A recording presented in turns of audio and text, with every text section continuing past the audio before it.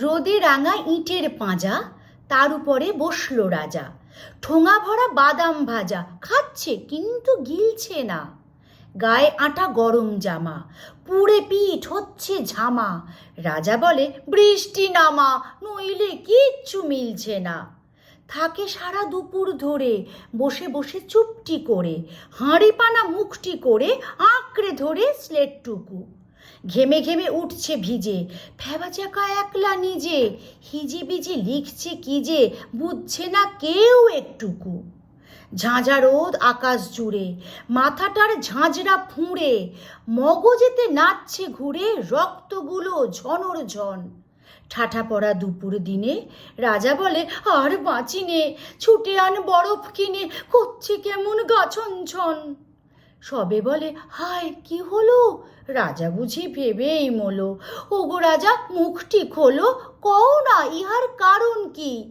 রাঙা মুখ পানসে যেন, তেলে ভাজা আমসি হেন। রাজা এত ঘামছে কেন, জানতে মোদের বারণ কি। রাজা বলে কেই বা শোনে, যে কথাটা ঘুরছে মনে, মগজের নানান কোণে আনছি টেনে বাইরে তাই।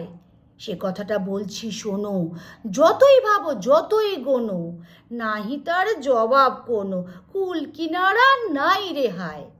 লেখা আছে পুঁথির পাতে, ন্যাড়া যায় বেলতলাতে, নাহি কোনো সন্দেহ তাতে, কিন্তু প্রশ্ন কবার যায়।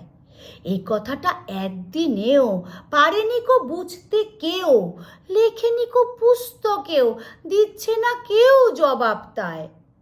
লাখোবার যায় যদি সে, যাওয়া তার ঠেকায় কিসে, ভেবে তাই পায়নে দিশে, নাই কি কিচ্ছু উপায় তার। এই কথাটা যেমনি বলা, রোগা এক ভিস্তিওয়ালা ঢিপ করে বাড়িয়ে গলা প্রণাম করলো দুপায়ে তার। হেসে বলে আজ্ঞে সে কি, এতে আর গোল হবে কি, ন্যাড়াকে তো নিত্যি দেখি আপন চোখে পরিষ্কার। আমাদেরই বেলতলা সে, ন্যাড়া সে তা খেলতে আসে, হরে ধরে হয়তো মাসে নিদেন পক্ষে 25 বার।